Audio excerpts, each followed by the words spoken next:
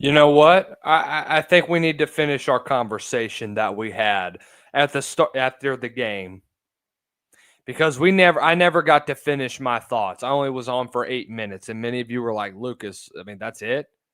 Come on, man, that's it." No, we back, we back. I don't play around when it comes to abysmal performances like you just saw tonight. And all of this has culminated from a series of piss poor decisions that started at the beginning of the season, that started in the offseason, that started from when you got greedy and when you decided that you didn't want to spend money in the portal.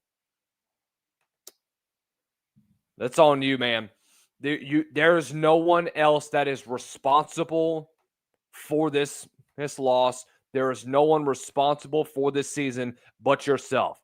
But we are live. This is a South Carolina Live post-game show. This is the continuation of what we had at the beginning of the show. I was in Hammond doing a football game. I had to broadcast that. We were about to film pregame.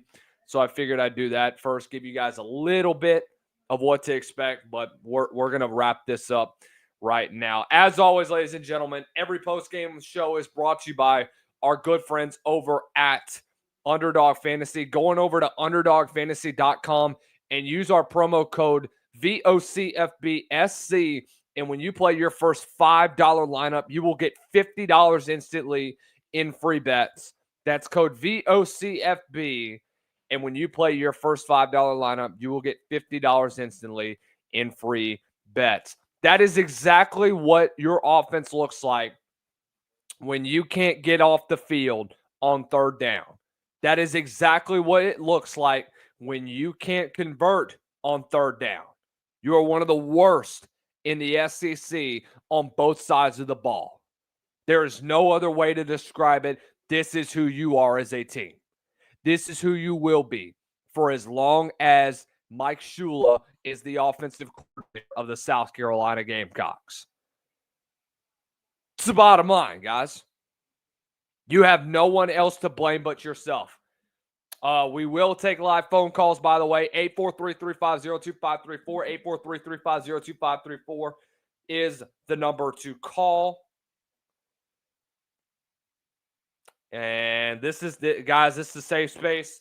This is the place where you guys can come and vent to us, because let me just tell you, you gonna need to.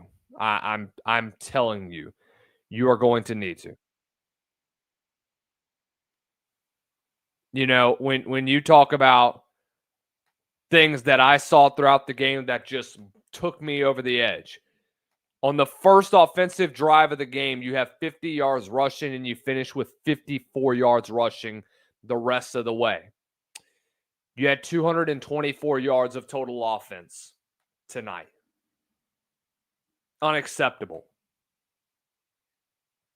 And this is, by the way, coming off of a week where you had almost 193, had almost 200 yards against LSU's defense. Just pathetic, dude. Pathetic. Lenore Seller, 17-25, $124, and he's running for his damn life. Matt Fuller has 5 carries for -3 yards. Stupid play calls have hurt this freaking team.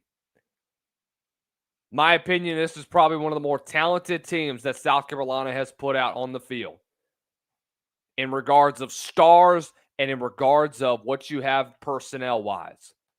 But you can't put it together because you are a soft program. You are a soft coaching staff. You are a soft team. But we're going to go through the play-by-play, and we are going to get after it and break down everything that happened throughout this game. I need you all to do me a favor. Hit the like, share, and subscribe button down below. Turn on the bell notifications so that you are notified every time we go post a new live show on the South Carolina Live channel. As always, we want to thank our friends over at the Voice of College Football Shop. By the way, guys, go on over to vocfb.com/shop. And whenever you use my promo code VOCFB Gamecocks, you will get a nice little welcome discount when you purchase anything on the VOCFB shop, vocfb.com/shop, and you get yourself a fresh little t-shirt, little trucker hat, whatever it is. Let's go through the play-by-play. Oklahoma gets the football first, and they move right down the field. You know, when we talked throughout the week, and when we talked with Josh on Thursday, one of the things we talked about was you had to own the line of scrimmage and you had to create turnovers early. Another thing was that you had to get off the field on third down. You know what this drive looked like? They would start off an incomplete pass to Isaiah Satenga. You limited him throughout the first couple of drives, and then Isaiah Satenga popped off. They throw to Deion Burks, throw a screen, and Brandon Cisse gets a big tackle. There's a holding on Michael Fasusi, who's starting because most of the offensive line is hurt for Oklahoma. So this is a great opportunity for you to put pressure on John Mateer and force him out of the football game. Well, exact opposite happened. It's 2nd and 20. 2nd and 20. They're back at their own 15-yard line. You know what the next couple plays look like? This has been your run defense all damn year long. Torrey Blaylock runs for 18 because you can't tackle in open space, and you get washed across the board. Sets you up at 3rd and 2. They throw an out route to Deion Burks. He gets a first down. Your defensive line got pushed around again. And I'm going to expect this to happen on a weekly basis throughout the rest of this year. Mateer would throw to Giovanni Gibson for 5. Mateer would throw to Jaron Kanak because you played soft zone in the middle and your linebackers were no help for you covering tight ends. 1st and 10. Torrey Blaylock, run for 3. John Mateer would keep it on an option and get 5. John Mateer would get it to Giovanni Gibson on a quick slant, first down. Torrey Blaylock would run for 6. Torrey Blaylock would bounce off a tackle, stiff arm another South Carolina defender, work the sideline and get a touchdown. Bad tackling. Horrible tackling. Horrible tackling. But here comes South Carolina's offense. First drives tend to be our best drives of the game. I don't know what it is about the first drive, but we always get off to a great start. You would have a pop pass to Nick Harbor that would go for 9. Thank you for getting Nick Harbor involved in the freaking game. You've been waiting for several weeks to do this, and now it took you the Oklahoma game to finally get him back involved in the offense after a very long absence. Nick Harbor would have another completion for 12 and gets to the South Carolina 46 for a first down. You'd have a Roswell Faison draw for 2. Lenore Sellers would throw to his brother for 5. Roswell Faison would run for 2 on 3rd and 3. 4th and 1. Finally, you get a little bit of creativity. Roswell Faison from the fullback position takes the dive, gets 36 yards, and gets into the red zone for a first down. This is your opportunity to strike back and make this a football game. Roswell Faison would run for 3. Roswell Faison would run for 3. Back-to-back misdirections. 3rd and goal from the 3. You know what you ran? You'd run a draw. Roswell Faison gets blown up in the backfield, and you lose 2. 4th and goal from the 5. 4th and goal from the 5. Guess what? Lenore Sellers would get pressured. He'd try to step up and run. He'd only get 2.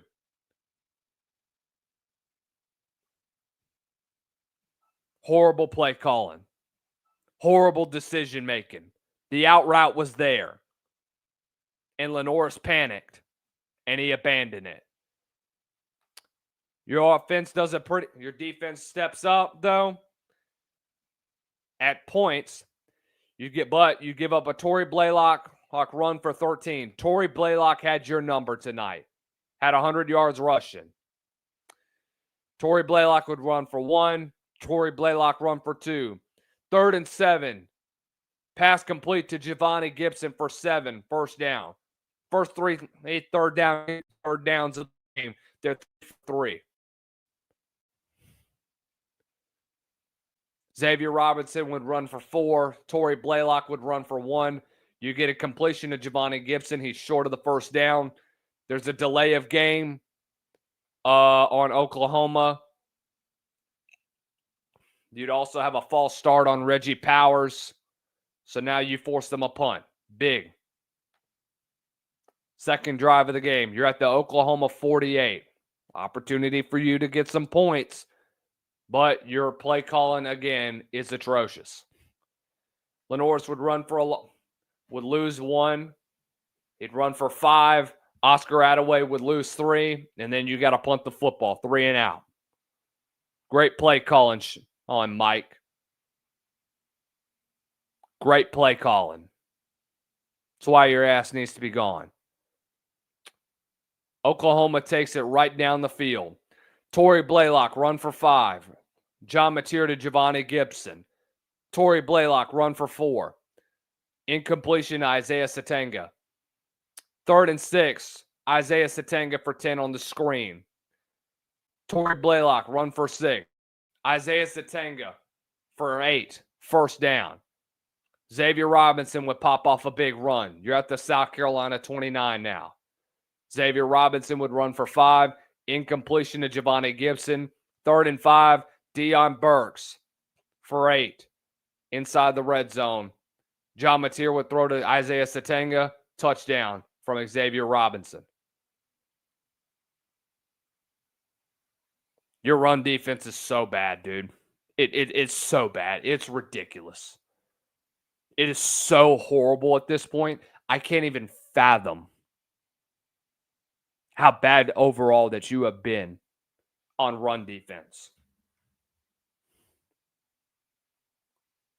That's on personnel and that's on staff. You're overrunning your gaps and you're not getting into your rush lanes. Next 2 possessions. Next possession is a freaking disaster. Lenore Sellers would try to make something out of nothing, and he would get pushed out of bounds by Dominic Williams instead of throwing the football away. I said that Lenore's didn't have a great game, and I said that he just wasn't good. And many of you came out at me and said, oh, it's just because of his offensive line. Guys, you obviously didn't see the same thing I did.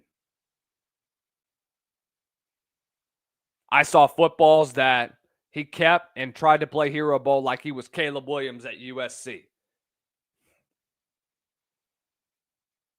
Instead of living to see another down, we want to try to keep the football and try to run for it and try to pick up a first down.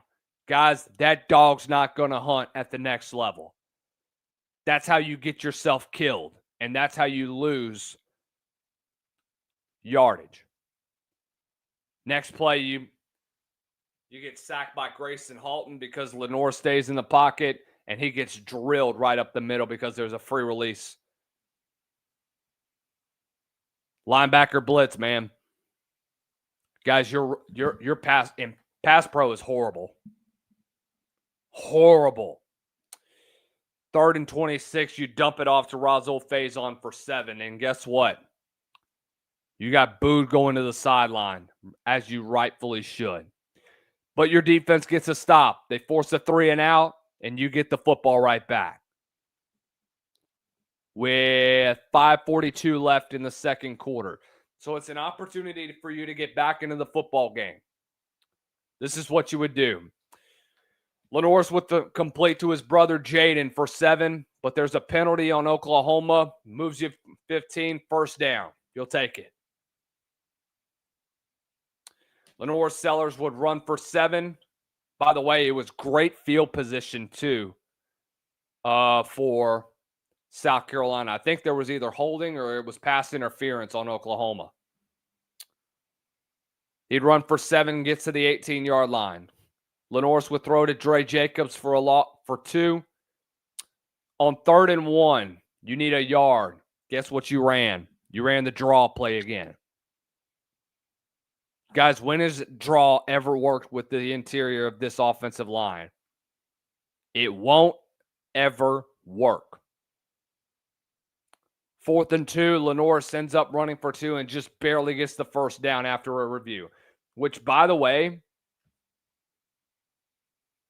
if Lenore just sticks his foot in the ground instead of running towards the sideline, if he shoots upfield because he has a block with Jordan Dingle on a tight end on a corner, he's got an opportunity to gain an extra yard or 2 to make it a for sure first down instead of it having to be a booth review. Next play, he's sacked by Kobe McKenzie and for a loss of 3. Lenore's would run for 4. 3rd and 9, try to go to the ends, try to go towards the middle of the field. It's incomplete looking to Jaden. There's a pass interference call. Next play from the 2-yard line, you try to go for the fade route, and Eli Bowen is called for a pass interference. This is where I think things started to get weird. Matt Fuller would get shut down at the line of scrimmage. No gain. Timeout. Same play, going nowhere. Run the same play, and you lose 1. 4th and goal.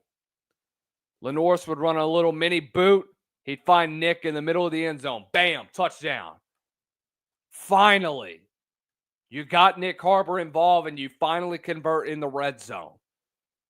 What's even better is that defense gets you a stop. They force you into not necessarily a 3 and out, but there's a holding call on Oklahoma that backs them up, kills their drive. You get the football, by the way, because Vakari Swain is a dog and puts you in great field position. 31-yard punt return and get you near midfield. 21 seconds left. You have 1 timeout to work with. Lenore's would throw over the middle, complete to Brady Hunt to the OU 44. Timeout. Same play. You throw to Brady. You hurry up and clock the football. 15 seconds left, by the way. You would throw that same drag route to Brady. That's not even close to the sideline. Brady gets tackled in bounds. Do I think that Oklahoma laid on top of him for a little bit to delay the clock? Yes. But this is horrible clock management on South Carolina. That's the bottom line. Horrible clock management. That's a wasted possession. Did it come back to bite you? No. Did I think it took away some of your momentum? Yes, it did. You damn right it did. But you go into the halftime, you're only down 7, and you get the football to start the second half. You'd have a Roswell on run for 2. Lenore Sellers would throw to Mazio Bennett, and he would get 7. And Roswell Faison gets blown up at the line of scrimmage and goes nowhere. You got to punt the football. They tried to build off of some of your own momentum. John Mateer would run for 2. John Mateer would throw to Isaiah Satenga for 4. John Mateer run for 7. Torrey Blaylock run for 4. John Mateer on a quick slant route would get Isaiah Satenga in the middle of the field, and he would get 19 and get you a first down. He'd run for 5. Torrey Blaylock would run for 1. And then John Mateer would throw an incompletion to Isaiah Satenga that you got lucky on, because Isaiah Satenga can't hold on to the football. But they pin you inside the 10-yard line, inside the 5-yard line, actually, and you got to start the drive at your own 3. What did I tell you? Field position was going to play a factor into this one. Roswell Faison would run for 3. Then he would run for 1, and you'd have an incompletion to Nick Harbor. Oklahoma turns that, by the way. You're at the 47-yard line. You would have a short completion out on an out route to Giovanni Gibson, and there's pass interference on Judge Collier. So, another thing that's been a part of the story of the South Carolina season is that every time that you give up a big play, you give up more yardage because of penalties. By the way, they gifted you a lot of opportunities for you. Again, second straight week that they've been gifting you these opportunities because they shot themselves in the foot because of penalties. John Mateer would pass to Caden Helms for 5, and they'd nail a 55-yarder and make it 17-7. So despite back-to-back plays or back-to-back drives where you fail to get anything going on offense, you still find a way to stay in this.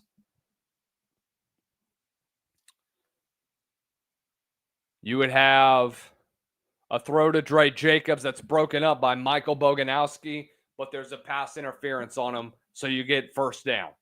Jaden Sellers would get out on a reverse and get 5. You'd have a completion to Matt Fuller. 3rd and 2. It's incomplete to Donovan Murph. You got to punt the football, and you get greedy, and you try to get cute with this Beamer ball that, in all honesty, has been a complete joke, except for what Bakari Swain has done on special teams, which don't be surprised if you start to see some teams that are going to try and pluck him out of the transfer portal if he decides to enter. Just saying. And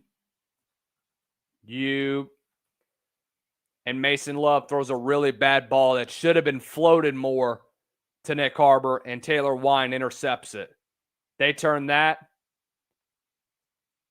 into 6. John Mateer would get blown up for no gain. Torrey Blaylock would run for 5. They throw a quick screen out to they throw a check down to Torrey Blaylock for 5. And there's a roughing the passer on Jatius Gear because we can't hold up our momentum and we can't stay away from the quarterback.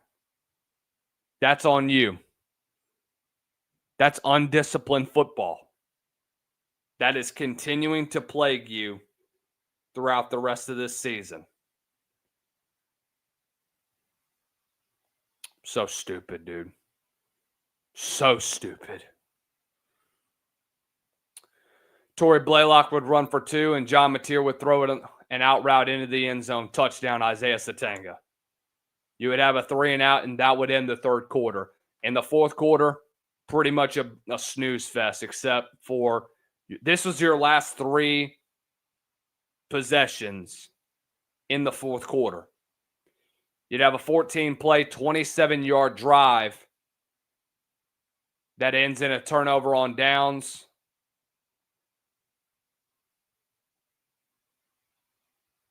It was pretty pathetic, man. It was pathetic. The only highlight of that one is that Lenore's got sacked 3 times in that same drive. But you're able to convert a 3rd and 17 because Oscar Attaway makes a great move in the middle of the field and picks up the first. You'd have a Lenore's 3rd and 11 that you would convert and get 12 off of. R. Mason Thomas would have a sack in that one. And on 4th and 36, Jaden Sellers doesn't do anything. Oklahoma has a 3-and-out. First play at the South Carolina 1. You can't get out of your own end zone. Safety. You force a 3-and-out. And that would be the end of Lenore Sellers' day. Cutter Woods would come into the football game.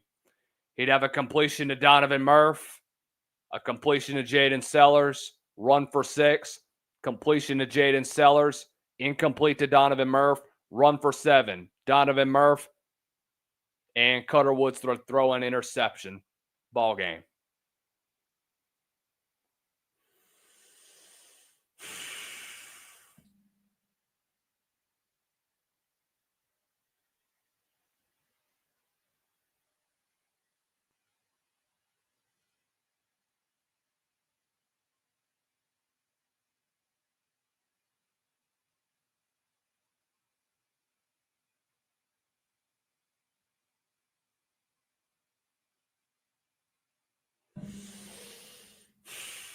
Offensively, you're broken. Defensively, you're getting pushed around. And all of it started with the first drive of the game. There is no other way to describe it, guys. No other way to describe it, man. This is on you. Really, this started in the offseason. Guys, Mike Shula has got to go. There's no other way that I can describe it other than he has got to go. He's got to go. So whether it be and for Beamer to go out in his press conference and say, I made changes last week after he's asked what changes you need to make after today, is complete and total horse crap. That's a stupid thing for him to say in a presser. This loss is on him. This is his hire. And his hire is stupidly putting this team further and further into the stone age of offenses. It's the bottom line. That's the bottom line.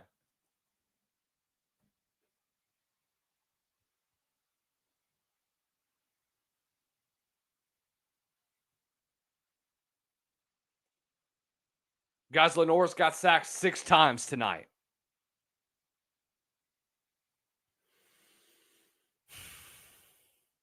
I didn't think that this offensive line would take that big of a step back. I genuinely didn't. But that's what I get for trusting the offensive line too much. He had -9 rushing yards. Best athlete on the field can't get it done because his offensive line is holding him back. And because of a horrible offensive coordinator. Guys, I got to be real with you. I don't think that he's going to be in Columbia next year. I don't. You know, you may not want to hear this, but you have to. You desperately need to hear this. I don't think he'll be a Gamecock this time next year. Guys, this kid's talent is being wasted because of a bad offensive system that is putting him so far behind in his development as a quarterback. Do I think he made bad decisions himself? You damn right he did. You cannot play hero ball like he did today. I understand that your offensive line is bad, but God dog it, if the play's not there, throw the freaking football away. Quit trying to hold it and make something out of nothing. You can't do that. You're going to get your ass whipped if you continue to do this. And that's very, very frustrating for play callers to have to see that. It can be for any play caller. When your quarterback is going to hold on to the damn ball for so much that he basically will take a negative play over a throwaway is ridiculous. Let's get to some of these comments. By the way, hey, phone lines are open. 843-350-2534. 843-350-2534 is the number to call if you want to get involved in this chat. Cutlass Music says 4th and goal from the shotgun. Yep. I mean, stupid, obvious plays that killed you. Beyond needing a change at OC. Yep. Time to move on. Bama's going to steamroll us. It's looking more and more like it, man. Bama looked damn good tonight against Tennessee. You think they won't come in and steamroll you after what you put on display offensively?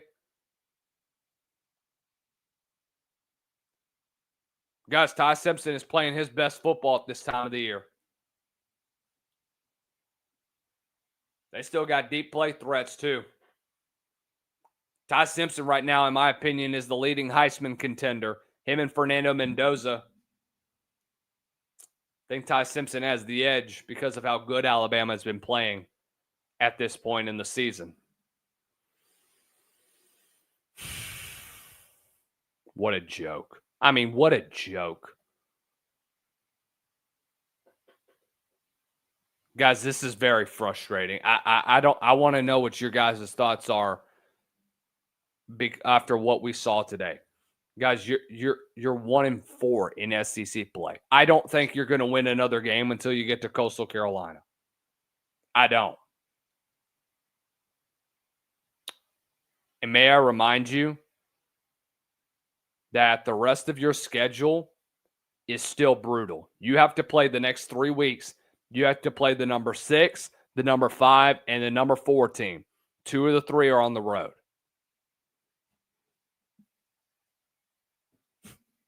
Good luck. Good luck keeping this 26 class. Good luck keeping majority of what you have this year, because they're probably going to hit the portal.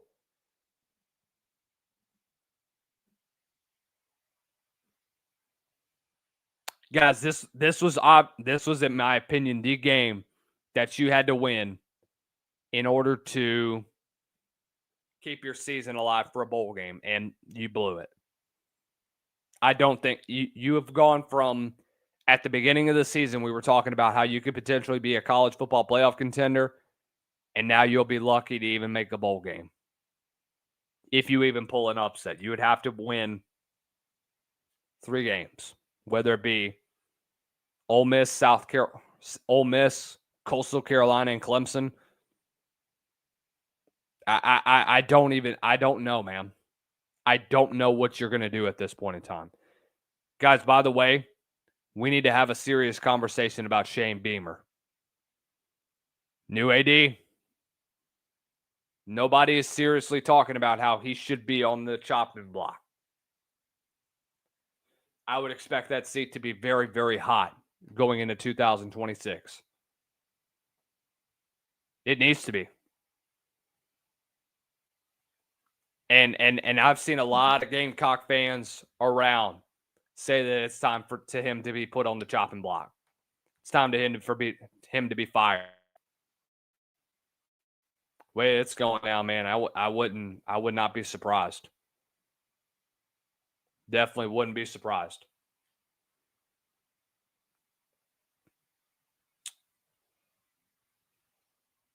You know, what do you do as a program at this point in time?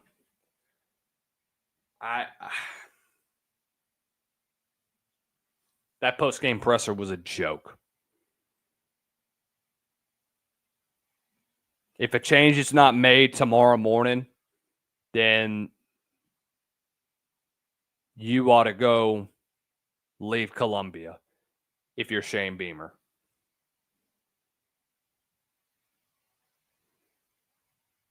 Because the way that you run this program is a joke.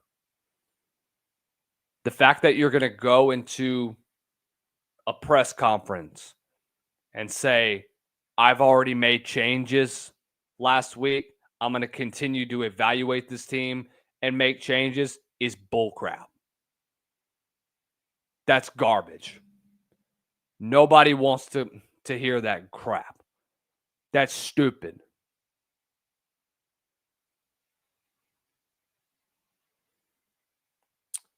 Emmett Graham says, who calls plays even if you make a change on the coaching staff? Unfortunately, if I hire Mike tomorrow, it'd have to be Sean. And I know Sean has a lot of different titles at this point, but he's your only real play caller that you have that has play calling experience. Guys, a change has to be made. I'm not expecting an overnight change at all. But guys, you have got to be real about this team when it's all said and done. You got lazy in the port. You have to do three things. Number one, you have got to spend money in the portal. Guys, you have to offer more money to these dudes. You got to be competitive in the portal market. You could have thrown a bag at Ahmad Hardy, but you settled for a guy. And this is no disrespect for Rasul Faison, because guys, we fought to get Rasul Faison eligible. We fought to get him eligible on the field. But guys, he's 25 years old, and I don't think anybody took into account that right now he's just not playing good football. He's not your number one playmaker. He's not being as explosive as he was at Utah State. That's the number one problem that you have, is that you got complacent in the portal and you were fine with just settling for less instead of going out to get the best. Number two, changes are going to have to be made on the staff. You have got to go out and spend money on people outside of the staff. The in-staff hiring is stupid. It's stupid. And it's lazy and it's downright disrespectful to actual good play callers that are out there and are not going to get a chance because you want to hire from within and get lazy whenever it comes to paying them. That's what it ultimately comes down to, guys.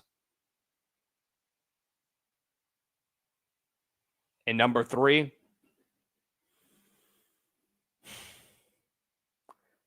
I think Jeremiah Dante is going to have to make some tough decisions around this time next year on the future of South Carolina football.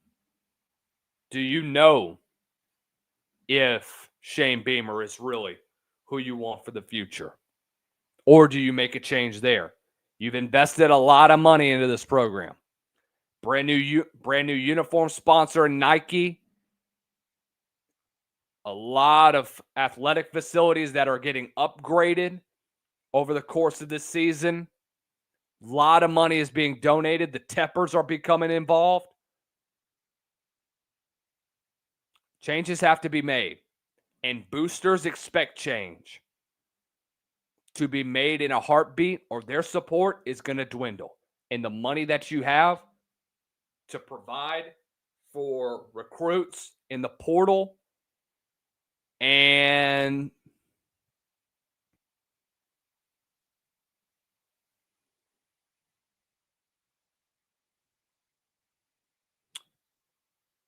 Jeff Gullich says, name the last time you heard Shula on someone's top 10 list for their next OC.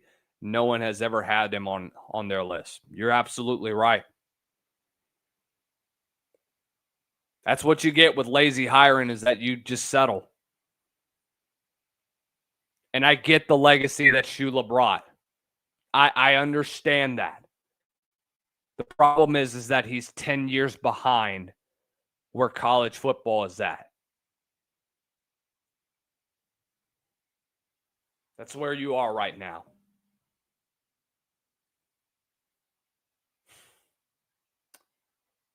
You can have all this talent that you've had before, all this history, all these guys that have come through Shula's offenses. But guys, Shula has never been a true play caller. Ever. Even whenever he was with the Panthers. Never. But that's where you are right now. You have a lot to work up. You have a lot to worry about at this point. Emmett Graham says, heard Beamers to VT is catching some serious steam this week for the Hokies side.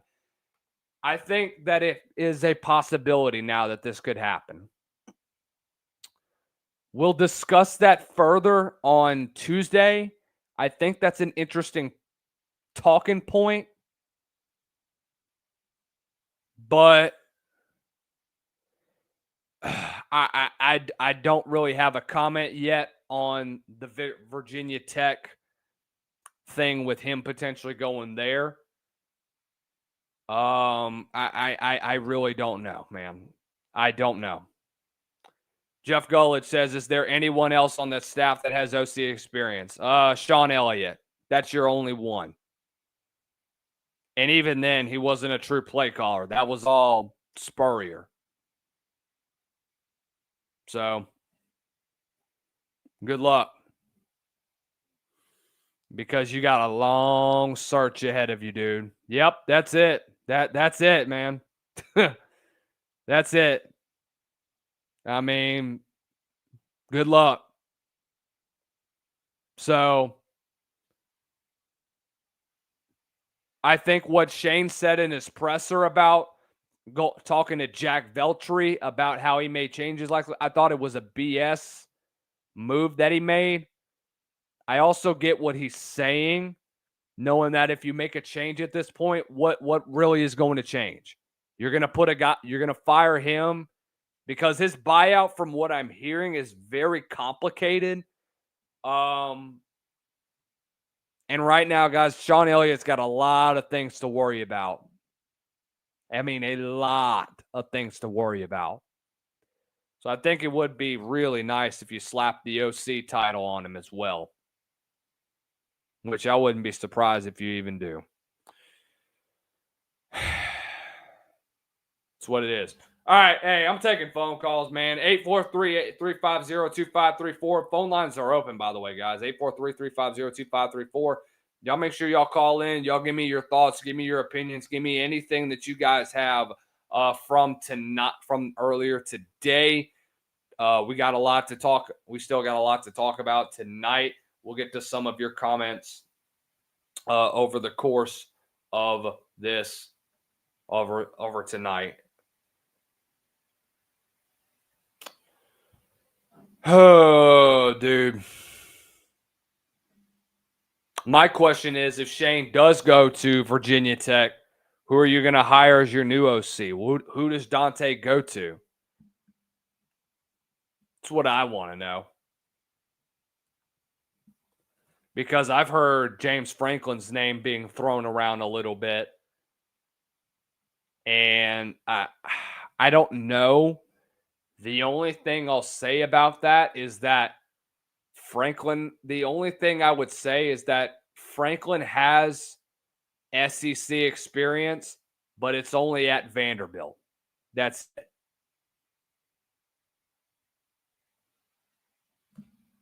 I don't know, man. All right, we got a phone call. You're on the phone with Lucas Hill. This is the South Carolina Live call-in show. Who do we have the pleasure of speaking to? Hey, man, this is Nick from Beach Island, South Carolina. What's up, Nick? How are you, man? What'd you think of the game? I'm not gonna lie, man. It was a disappointing game. And what's frustrating is it seems like we're almost there every year. We've been stuck in like purgatory. And today, this is my thing. I hate the buildup. I hate the football Twitter page, the football Instagram page, always hyping the fans up through social media, this is what uniform we're wearing, and hey, we had a great week of practice, we're about to get some revenge.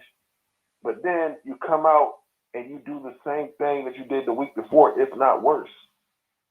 Like, when is it gonna stop? Like, it's sad, bro. Like, I was on the phone with my brother-in-law, and we're sitting here watching the game, and we're doing a play-by-play as our offense. Like, before our offense actually takes a snap, we're calling the play before it even happens. If I can do that in Beach Island, South Carolina, and my brother-in-law can do that in Dallas, Texas, then what do you think the guys on the opposite sideline are saying? You see what I'm saying? This offense is too predictable. You know, it's not a rhythm offense. You can't even get a rhythm because of the O-line, the schemes, like something's off. And I don't think we have the people in-house to fix it. No, you don't.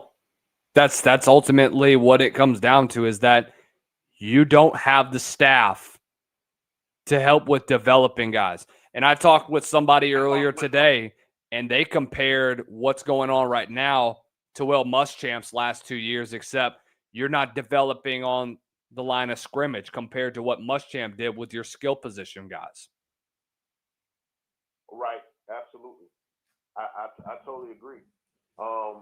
But you know what I'm noticing is, man. I mean, we can all say that the offensive line plays tough, you know, but a lot of times these guys fire off the ball. You know, they're standing straight up. They're not striking. They're not hand fighting as well as they should be. Technique is bad. You see what I'm saying? Yeah. But not only is technique bad, but I sense a sort of laziness, a sort of hesitancy, some fear within the offensive line. Like, instead of going out there and inflicting their will upon people, it's the other way around. We're reactionary instead of, you know, being aggressive.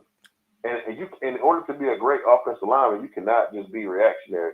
One thing that sets Trent Williams apart, like Trent Williams, that, you know, all-pro, all-world left tackle Trent Williams, watch the NFL Top 100, and one of the things that his opponents will tell you, other players, like, you know, defensive ends that played against him, they said the special thing about Trent Williams is that even in pass pro, he attacks you. Yes. You don't attack him.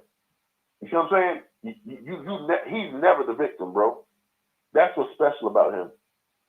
So you have to have offensive linemen who don't have a victim mentality.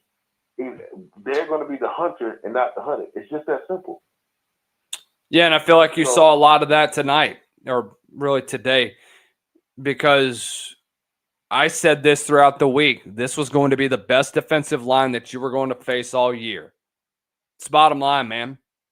It's the bottom line. Now, do I think that offensive line and play are the majority to blame? Absolutely. They've been the part to blame all season. I think Lenore's played his best game of the year. You will be a sad fool if you think that's the case. I thought he made a lot of piss poor decisions. Holding on to the football and trying to play hero ball like he's Caleb Williams in the fourth quarter of a football game, holding on to the football and running for negative yardage instead of throwing the damn football away. I think he did this 2 or 3 times tonight, and it was so frustrating to watch. I'm sitting there literally screaming at the top of my lungs, throw the damn football away. Live to see another day. Quit trying to play hero. I understand your offensive line is not giving you time. Throw it away. You know, I think with Lenore, I think he thinks that it's you know, instead of living to play another down, it's like he wants to get the best or the most out of every play. You know, like, just like everybody else is waiting for him to pop off, I think he wants to pop off more than anybody else wants him to. You know what I'm saying? I think he wants to, you know, like, will his team to a victory.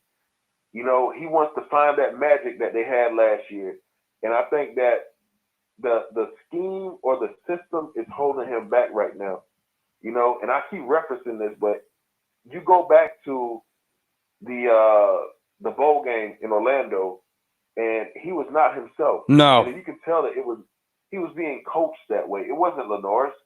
That was the way he's playing right now. Started in the bowl game, and Shane has to be real about this situation, man. And I think I saw somewhere where in that first drive today, or yesterday now, we had 50 yards rushing in that first drive. 50 yards rushing on the first drive. You finished with 54. That's crazy.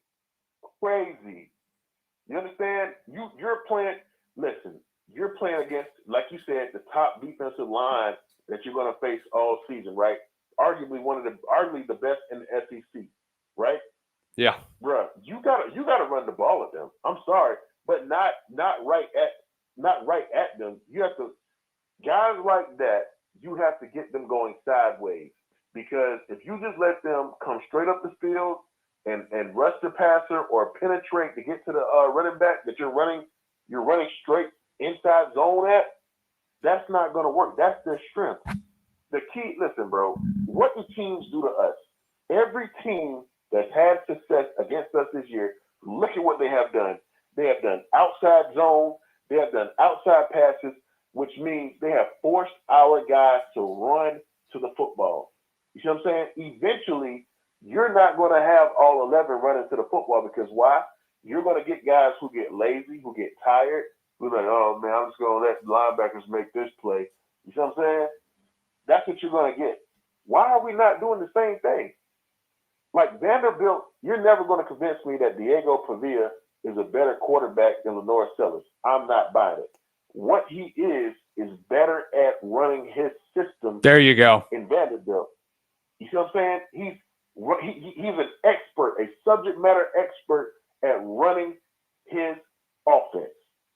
You know what's so funny about that is that, yes, he's a perfect system player. That's what Tim Beck has done majority of his play calling career, is that when you get quarterbacks that can run his system properly, you see things like what Vanderbilt is doing today. Look at what they did against LSU. Look at what they did against South Carolina. Look at what they did in the first half against Alabama. They played their style of football, and they busted teams in the mouth. And they did it early, and they consistently did that all the time. Lenoris, hell of a player, hell of an athlete. He's not in the right system. And the problem with that is that when you have multiple offensive coordinators that you have many different systems in, you're wasting someone's talent because you're getting in their head and saying, this is how you need to run my system. It's either, in the way that I've seen, it's either my way or the highway with Mike. And that's not what Lenoris needs to be having. That's not what Lenoris needs. And that's why I'm emphasizing that, in my opinion, he really needs to either enter the portal or he needs to end up having a decent offensive coordinator that he has already had a relationship prior come to Columbia. Do I see that happening? God, you would love to see it. And you would love to have a better play caller that actually knows what he's doing, instead of running a pro-style system. But the problem with that is that there's always going to be constant disagreements between Shane and the other play caller, because Shane's going to have his way, and this play caller is going to want to have his way, and it's going to lead to clashing heads, and the in-staff fighting, it's going to continue.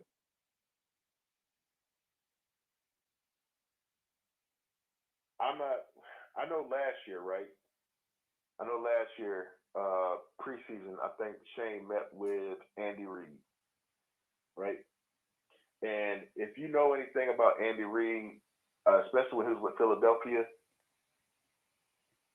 he was with Philly, and he was trying to get to the Super Bowl. I think he made it to one Super Bowl with Philly. Yes, one Super Bowl. They didn't win it, and it was trial and error.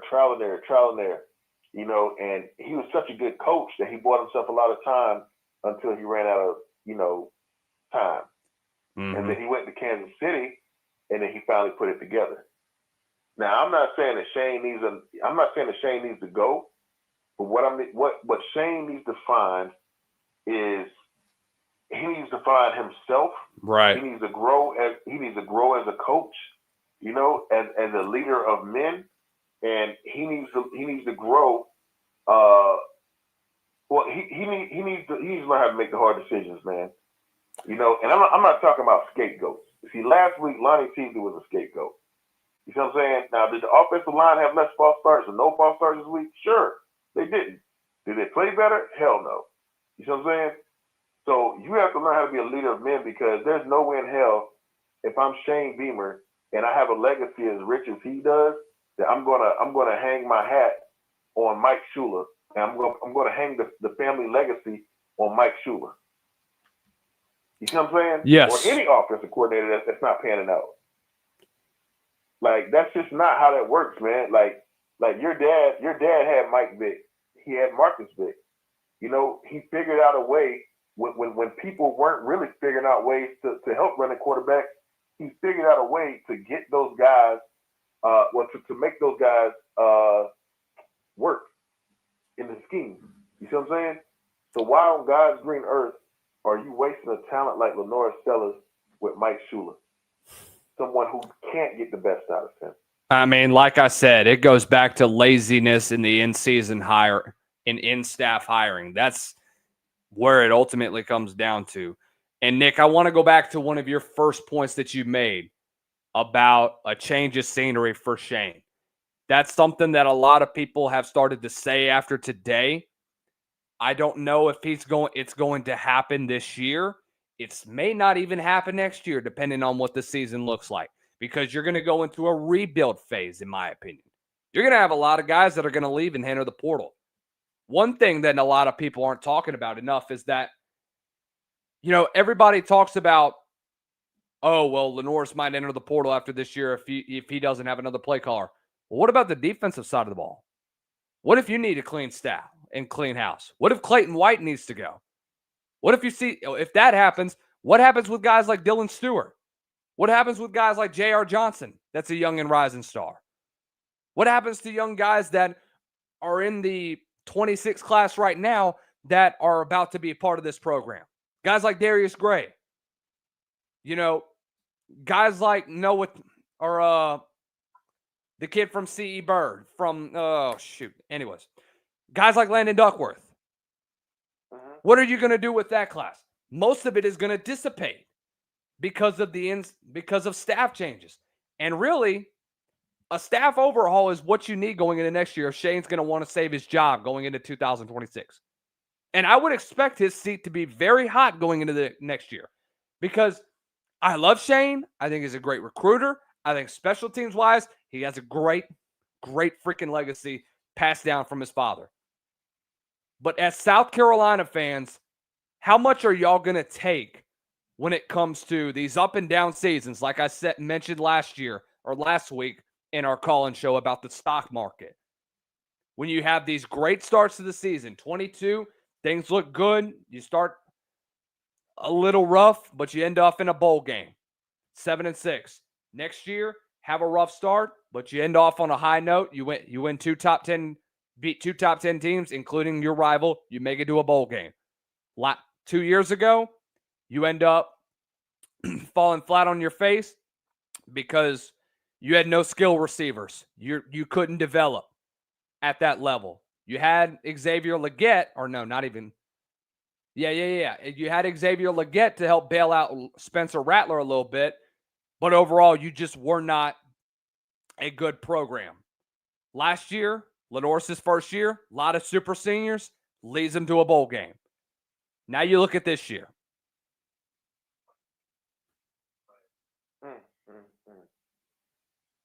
And this is something that a lot of fans are not going to want to acknowledge, and that they're not wanting to see. They're not wanting to say, man, this could be the reality, but you got to embrace that. How much longer are you as a whole wanting to embrace the up and down seasons of South Carolina football? You want consistency. I think they're over it. I think most fans, to be real, I think they're over it. And I think what did it was that you had a phenom in Lenore Sellers, right? Still have a phenom in Lenore Sellers. You got a guy like Dylan Stewart. You got Nick Harbor. You got 4-star, 5-star offensive linemen. I remember Shane went on a rant. When I think around the first year he was here, second year, something like that, and we played Georgia. And he was like, "Well, they got freaking 5-stars everywhere. All over their team. 5-stars here, 5-stars there. Da, da, da. You know." And I remember my cousin saying, "Hey man, that's a cop out. Like he doesn't really know what he's talking about." And I was like, "Man, no, Shane's right, man. Georgia does have a lot of 5-stars, and that helps them to win, championships, and it's halfway right. It is. It's halfway right. Yeah, the 5-stars help. But guess what, man? You see teams like Vandy right now, man, who are kicking ass. They don't have 5-stars everywhere. You see teams like Missouri who are competent. They don't have 5-stars everywhere. Like you don't have to have 5-stars everywhere. Bro. No, you just don't. You have to learn how to get the most out of every player you get and put them in positions to be successful. I'm sorry, but Nick Harbor is a cheat code. Dylan Stewart is a cheat code. You see what I'm saying? Yep. Like Lenore Sellers himself is a cheat code if you use them properly. So the excuses have to stop, man. Either you have the people to put the proper game plans together, or you don't. And I think this is the week right here. It should have been this week. It should have been the game that just passed where we got it figured out while we still had an outside shot at making the playoffs. But now we don't have one. You see what I'm saying? Yep. So now we gotta, go back to the drawing board and treat every game like it's practice for next year now. That's the only liable thing you can do. So now is the time to roll a new offense out there. If you're not gonna fire the offensive coordinator, now is the time to go to him and say, hey, either you can coach. First of all, you need to get with an analyst, right? You need to have somebody come in and assess your team. And I think that's what Shane thought he had in Shula, was a guy that knew how to use a quarterback. That's what I'm saying. Yeah. No, you're pretty much spot on with just pretty much everything you said, Nick. I mean, when you have seasons like this and when you have frustrations like this, I mean, there's no other way to kind of describe the feeling. And like I mentioned, it's a very frustrating feeling as a fan of this, and you can only hope for a change of scenery very soon. But if things will only remain the same if things do not change anytime soon. But Nick, man, I appreciate the phone call, man. Thank you as always for calling into the show, and we look forward to seeing you once again this week. Hey, man, thanks for having me on, man. Keep doing what you're doing. Great show.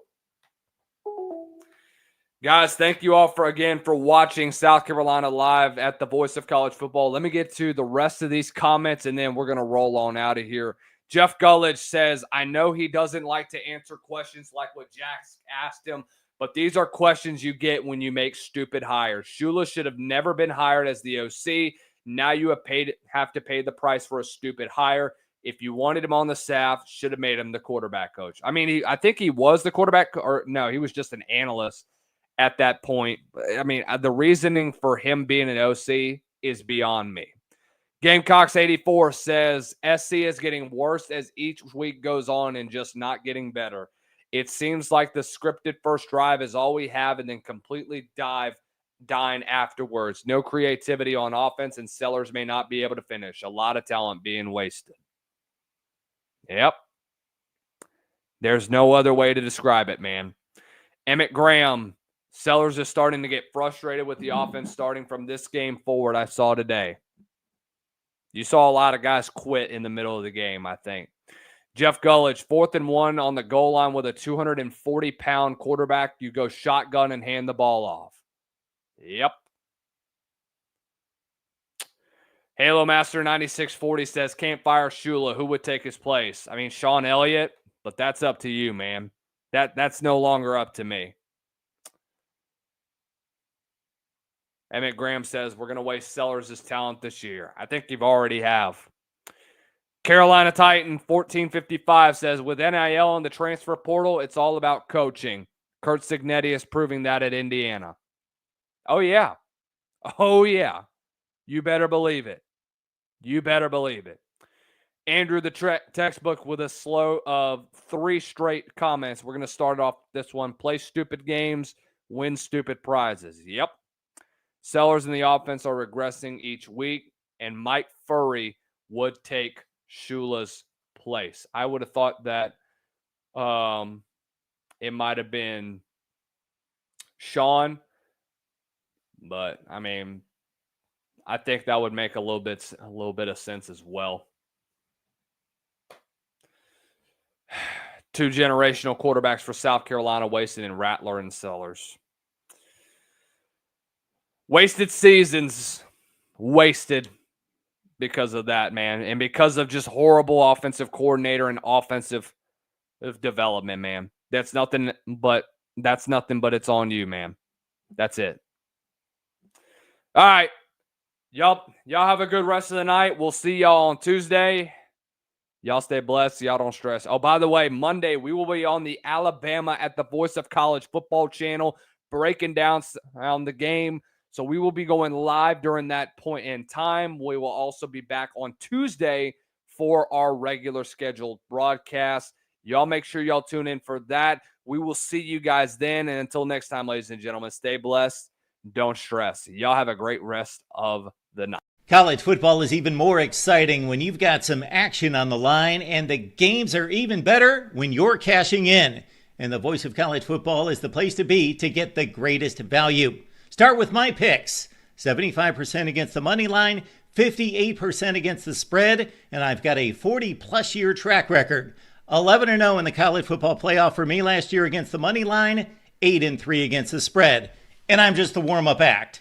Steve Merrill of Wager Talk is our ace in the hole, show stopper. 7 years with the Voice of College Football, over 30 years in the industry.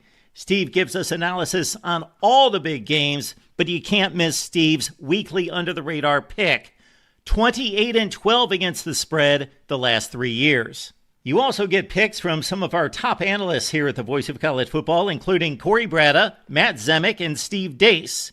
Check out those numbers. Become a YouTube or Patreon member for just $99 per month. Go to the main channel on YouTube, click join, and then select the betting tier. Do the same thing on Patreon. Make 2025 a winner now.